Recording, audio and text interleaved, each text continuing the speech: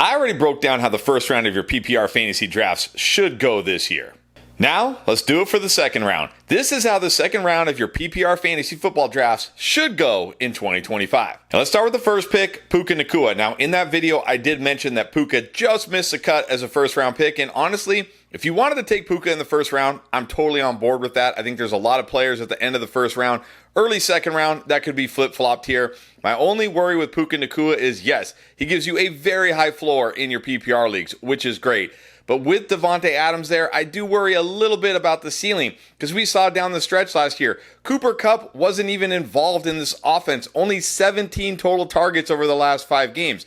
Davante Adams, while not an elite wide receiver anymore, is still a capable wide receiver out of the slot. He's going to be an upgrade over Cooper Kupp, and I think that's going to lower Puka's target share just enough to make him just outside the first round for me. But again, no issue if you want to take him at the end of round 1 or here early in round 2. Very high floor, very safe wide receiver. And then I feel the same about my second pick, and that is Derrick Henry. Now, he's not a wide receiver, of course, but I feel very good about Derrick Henry, and I'm totally okay if you want to take Derrick Henry in the first round. I have no argument against Derrick Henry, to be honest. I mean, yeah, he's old, but it doesn't seem to matter. This guy just keeps trucking along. He's a unicorn. He's got a chance to score 1 or 2 touchdowns every week of the season. He's got a chance to go over 100 yards every week of the season. He's in one of the best offenses. He's still an elite running back. He's probably going to be a top 5 running back again this year. So, like I said, I have no reason not to put Derrick Henry in the first round. It's just I like the upside of those other guys a little bit more, but totally on board if you want to take him in the first round, but I don't think you can drop too far in the second if you don't. Coming in at number 3 is going to be Drake London. Drake London finally had that breakout season last year, was great, but again, I view him kind of like Puka in the sense that he gives you a very high weekly floor, which is great. There's nothing wrong with that, especially in your redraft leagues. But I don't know how big the ceiling is going to be on a week-to-week basis. I'm not worried about Michael Penix Jr. at all. I mean, look, last year, even with Kirk Cousins looking like total garbage, Drake London still put up good fantasy games, so no reason he can't do that with Michael Penix. And not to mention, if you look at the 3 games that Penix Jr. did start last year, he had at least 8 targets in all of those games and over 100 yards in 2 of them. So I'm not too worried about it here, especially now they're going to have a full offseason together. But again, like I said with Puka, I think he's just more of a high floor wide receiver than a high ceiling wide receiver. But again, especially when we're in the second round, there's nothing wrong with that. And if you go running back in the first round and you get Drake London in the second as your wide receiver 1, you should be totally comfortable with that. And of course, if you go wide receiver, and he's your wide receiver 2, you should feel great about that. Right behind him at number 4, I'm going to have De'Von Achane. And honestly, I could see taking Achane ahead of Drake London. What Achane gives you that Drake London does not is a much higher weekly ceiling. Because what we've seen from Achane so far in his first 2 years, year 1, he was ripping off those long runs like he was playing Madden, like it was on easy mode or something. But last year, what did we see? Okay, defenses caught up to him and said, you're not going to do that against us anymore. But he became an absolute weapon in the passing game, which is a huge cheat code for your PPR leagues. When you look at the Dolphins' offense, Tyreek Hill, I've already said, I think this guy is kind of cooked. Jalen Waddle, will it ever happen for him? I don't know. De'Von Achane should once again see a ton of targets, be one of the leading running backs in terms of targets and receptions, and he's a weapon in the open field. He can turn a screen pass into a house call any week of the season, and he's still going to be the unquestioned RB1 because who's really taking touches from him here? Ollie Gordon, Jalen Wright, going to be the RB1 in this offense. So again, if you want to take him over London, totally comfortable with that. I do feel like he has a higher ceiling than Drake London does. Now, number 5, I'm going to go with Ladd McConkey. Had a great rookie season. I think Ladd McConkey is going to be the next Amon-Ra St. Brown. If you remember, Amon-Ra St. Brown had a kind of surprisingly good rookie season. And then people were a little wary of him, myself included, going into year 2. And he was great, and he's been great ever since. I think that's going to be Ladd McConkey. He's going to be one of those PPR volume monsters. Very, very high weekly floor. Yes, I know they added Trey Harris, and yes, I like Trey Harris, but I don't feel like Trey Harris is a major threat to Ladd McConkey's target share. And sure, the Chargers are going to want to be a run-first team, but they still got to throw the football, and outside of Ladd McConkey, there's not a lot here. I still think this guy is going to give you an incredibly high weekly floor with a decent ceiling. I love Ladd McConkey entering year 2. I think this is where he needs to be in fantasy drafts. And if you're ready to get your fantasy football fix on and start drafting right now, you got to check out UnderdogFantasy.com. They have best ball drafts going on all offseason long, including their flagship Best Ball Mania 6, which is going to make multiple millionaires in 2025. Just go to UnderdogFantasy.com, join using promo code ENDGAME, because not only is that going to get you a free pick that you can use among any sport, but also up to $1,000 in bonus cash that you can use to start drafting right now. Then at number 6, it feels like Jonathan Taylor is kind of always semi-slept on every year, except the year he went the 101, of course. And this is just a guy who just churns out productive fantasy seasons year in, year out. He's an elite running back. He gets all the volume. Now, the downside here for him, well, there's a couple downsides. Number 1, doesn't catch a ton of passes. So unlike a guy like Achane or, some of the first-round running backs we talked about, not going to give you a ton of receiving work. And then, of course, the quarterback play, the offense, Anthony Richardson now dealing with a shoulder injury. Who knows what's going to happen? Daniel Jones. I mean, you can't feel good about this, but who were his quarterbacks last year? It's not like we felt good about those guys either.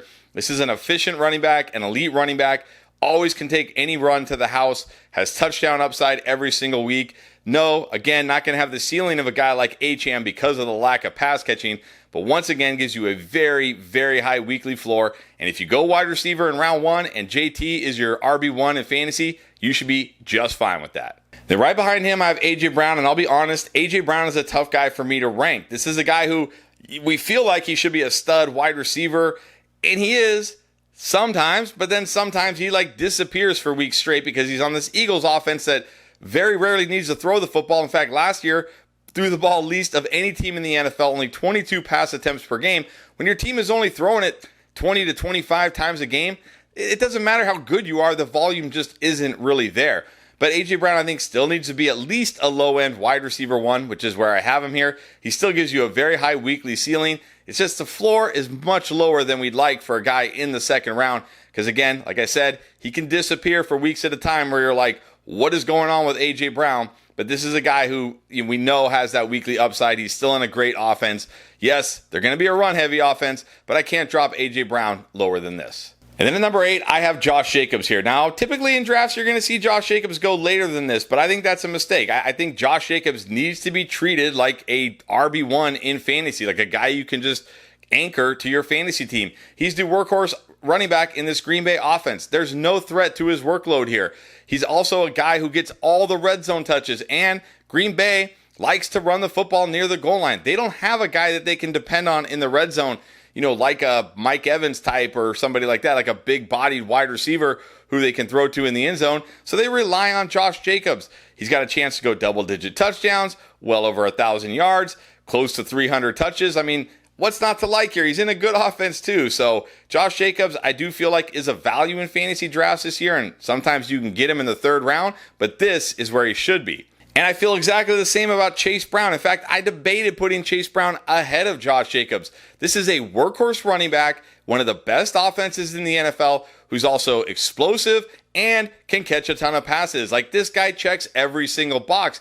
And last year, the concerns that we and the Bengals had last year was like, hey, this guy isn't built for a workhorse role, which is why I really thought going into this year they would do something significant at running back. They didn't. I mean, yeah, Taj Brooks in round 6, that's not going to scare me off Chase Brown. This guy, once Zach Moss went down, played 80% of the snaps in every single game the rest of the season and was one of the best running backs over the second half of the year. Why can't he do that again this year? He's still young. He doesn't have a lot of wear and tear. He's an explosive runner. He's a good pass catcher, and he has no competition.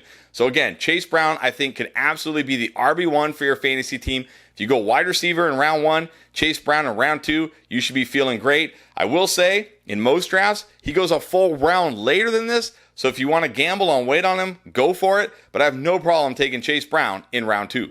And then right behind him at number 10, I'm going to have Marvin Harrison Jr. I know Marvin Harrison was a huge bust last year because we were drafting this guy in the first round. But I think here, late second round, we're going to be much more happy with the production.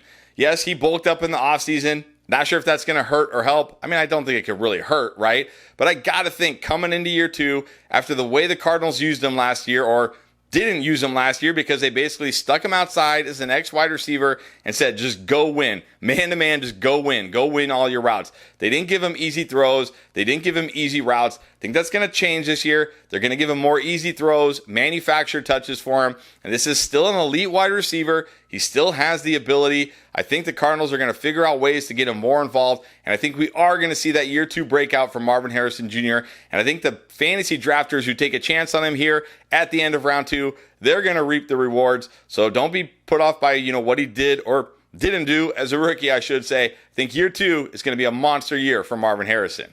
And then at number 11, I have Terry McLaurin. He's kind of like the Jonathan Taylor of wide receivers, right? A guy that's just productive pretty much every year, but continually slept on. No, he doesn't have massive upside, but we saw last year with Jaden Daniels what having a real quarterback can do for him. Had his best season of his career. He always can hit on those big plays. JD is so accurate on those deep balls, which I told you he would be all offseason last year. We're going to see that again, and I'm not scared about Deebo Samuel here.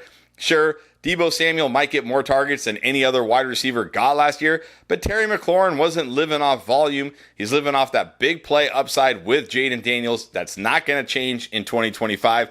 So while he may not offer you the floor of guys like Ladd McConkey, Drake London, Puka Nacua, he does offer you a ton of weekly upside. We're getting towards the end of round 2 here. The floors are starting to get a bit lower. Let's shoot for some more upside. I think that is what you get from Terry McLaurin this year. And then rounding out my top 12 here is going to be Jackson Smith-Njigba. We saw this guy have a breakout year 2 last year. Now, I wish it was Geno Smith and now Sam Darnold. But look, we saw Sam Darnold last year. He supported Jefferson and Jordan Addison as good wide receivers.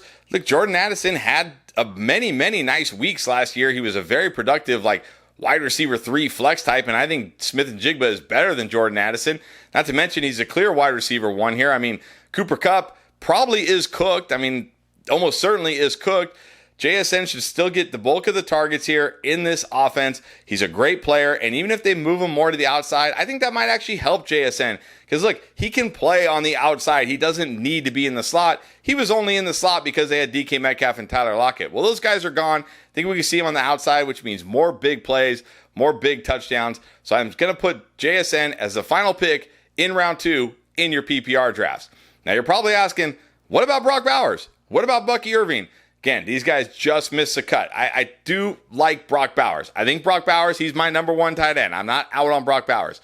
I just feel like the players in this range have more weekly upside than Bowers.